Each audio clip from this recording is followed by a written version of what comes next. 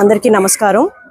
ఈరోజు 12వ డివిజన్లో మన జెడ్పీటీసీ చైర్మన్ అరుణమ్మ గారితో మరియు మేయర్ శ్రవంతి గారితో ఇతర కార్యకర్తలతో మహిళలతో అందరితో కలిసి ఓట్లు అభ్యర్థించడం జరిగింది. ఏ గడపకి వెళ్ళినా అమ్మ మేము తప్పకుండా ఫ్యాన్ గుర్తుకే ఓటేస్తాము, ఆదాల ప్రభాకర్ రెడ్డికి తప్పకుండా ఓటేస్తామని చెప్పడం జరిగింది. ఆదాల ప్రభాకర్ రెడ్డి గత సంవత్సరంలో చేసిన అభివృద్ధి కార్యక్రమాలు ప్రజలు గుర్తించారు. వాళ్ళ కళ్ళకు కట్టొచ్చినట్టు కనిపిస్తున్నాయి. అలానే జగనన్న పథకాలు ప్రతి ఇంట్లో లబ్ధి పొందిన వాళ్ళు ఉన్నారు. సో నేను అందరినీ ఒకటే కోరుకుంటున్నాను, చేసిన అభివృద్ధిని గుర్తించండి, మంచిని గుర్తించండి. మంచి చేసి ఉంటేనే తప్పకుండా మీరు ఓటేసి గెలిపించండి. కాబట్టి మీరందరూ ఆదాల ప్రభాకర్ రెడ్డి గారిని ఎమ్మెల్యేగా, విజయసాయి రెడ్డి గారిని ఎంపీగా ఓటేసి గెలిపించి తద్వారా జగనన్న ప్రభుత్వం ఏర్పాటయ్యేలా చేస్తారని కోరుకుంటున్నాను. మే 13వ తేదీ ఎలక్షన్స్ ఉన్నాయి. మీరందరూ తప్పకుండా వచ్చి మీ అమూల్యమైన ఓటుని ఫ్యాన్ గుర్తుకే వేస్తారని మమ్మల్ని అందరినీ ఆశీర్వదిస్తారని కోరుకుంటూ సెలవు తీసుకుంటాం.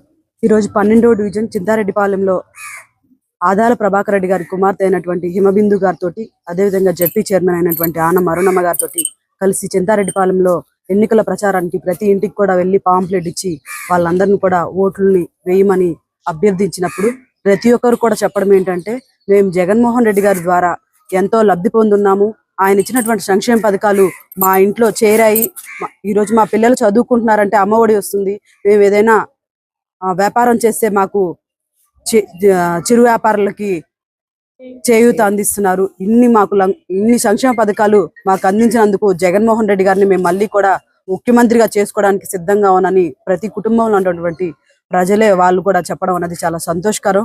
ఇంకోటి, మేము జగన్మోహన్ రెడ్డి గారి నాయకత్వంలో పనిచేస్తున్నందుకు చాలా గర్వంగా ఉందని కూడా ఈరోజు తెలియజేసుకున్నాను. 14 సంవత్సరాలు ముఖ్యమంత్రి అని చెప్తున్నటువంటి చంద్రబాబు నాయుడు గారు గతంలో ఆయన చేసినటువంటి సంక్షేమం కానీ అభివృద్ధి కానీ చెప్పడానికి కానీ చూపించడానికి కానీ ఏమీ లేదు.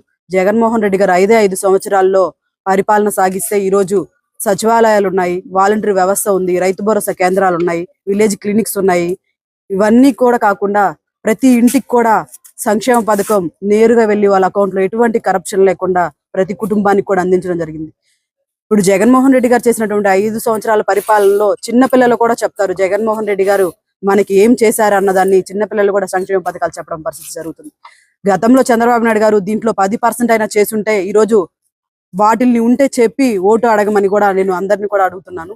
ప్రజలందరిని కూడా నేను అదే హర్షిస్తున్నాను. టీడీపీ నాయకులను కానీ చంద్రబాబు నాయుడు గారు కానీ ఏమన్నా సంక్షేమ పథకాలు కానీ ఏదైనా అభివృద్ధి జరిగి ఉంటే దాన్ని చెప్పి ఒకసారి టీడీపీ నాయకులందరిని కూడా ఓటు అడగమని నేను కోరుతున్నాను. చంద్రబాబు నాయుడు గారు గతంలో చూసుకుంటే 2014లో నిరుద్యోగ భృతి అని ఒక పథకం కింద 3,000 రూపాయలు ఇస్తా అని చెప్పారు. అప్పుడు గెలిచింది చంద్రబాబు నాయుడు గారే.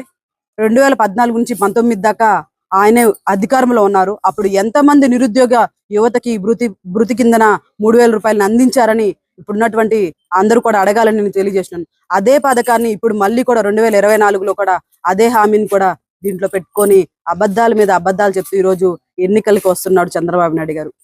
మనం చూసుకుంటే జగన్మోహన్ రెడ్డి గారు అందించినటువంటి సచివాలయం వ్యవస్థ కానీ వాలంటరీ వ్యవస్థ ద్వారా ప్రతి కుటుంబానికి సంక్షేమం కానీ అన్ని కూడా తలుపు వద్దకే, వారి గడప వద్దకే అందించడం జరుగుతుంది. అవ్వాతాతలకు పెన్షన్ అయితే కూడా ఇదంతా కూడా ఆలోచించి చంద్రబాబు నాయుడు గారు ఒక కుట్రపూరికమైనటువంటి ఆలోచనతోటి ఈరోజు వాలంటీర్లు ఎన్నికల్లో ఉండకూడదు అన్న ఒక దుష్ప్రచారం చేసి వాళ్ళ మీద అనేక కంప్లైంట్స్ ఇచ్చి ఈరోజు ఆపేయడం జరిగింది. గతంలో చూసుకుంటే సచివాలయాల్లో ఇచ్చారు, సచివాలయాలకు కూడా వచ్చి వాళ్ళు తీసుకునే పరిస్థితి ఉండదు. వారు పెద్ద వయసు కలిగిన వాళ్ళు, వారికి ఎన్నో ఆరోగ్య సమస్యలు ఉంటాయి. అక్కడికే కాకుండా ఈరోజు బ్యాంక్ అకౌంట్లో వేయడం జరిగింది. మళ్ళీ కూడా దాని మీద కంప్లైంట్స్ పెట్టి ఈరోజు బ్యాంక్ అకౌంట్లో వేయించింది. బ్యాంక్ అకౌంట్స్ కి వాళ్ళు అక్కడికైనా వెళ్ళి నిలబడి తీసుకునే పరిస్థితి ఉండదు. ఈ రోజు మనకి రావాల్సినటువంటి 10 కోట్ల రూపాయలని ఈరోజు అనేక సంక్షేమ పథకాలు, చేయూత కానీ ఈబీసీ నేస్తం కానీ వీటిలన్నిటిని కూడా కోర్టులో కేసులు వేసి అకౌంట్లో పడకుండా ఆఫ్ చేశారు చంద్రబాబు.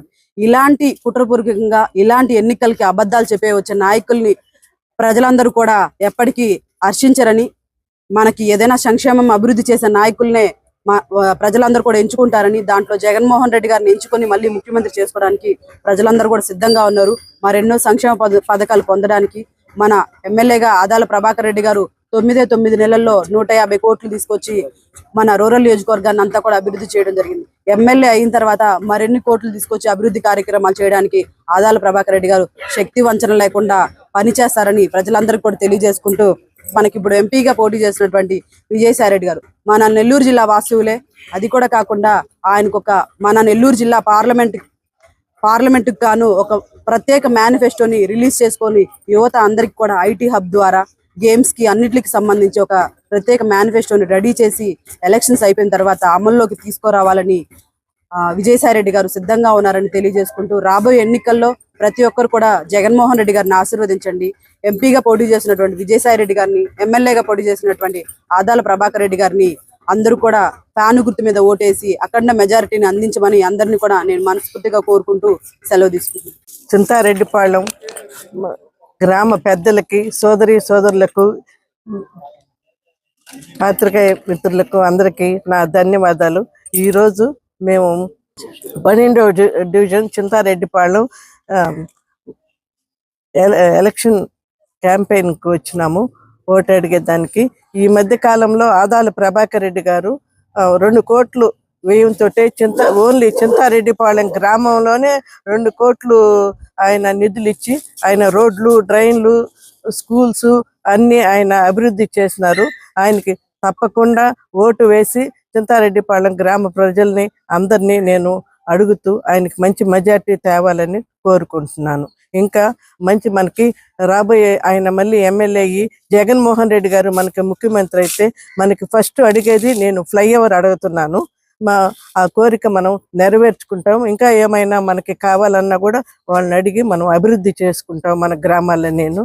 అందుకని మీరు తప్పకుండా చింతారెడ్డిపాళెం గ్రామ ప్రజలందరూ మాకు తప్పకుండా 2 ఓట్లు ఫ్యాన్ గుర్తుకు ఓటు వేసి గెలిపించమని ప్రార్థిస్తున్నాను. మరిన్ని అప్డేట్స్ కోసం మన HN9 టీవీ ఛానల్ ని సబ్స్క్రైబ్ చేసుకోండి.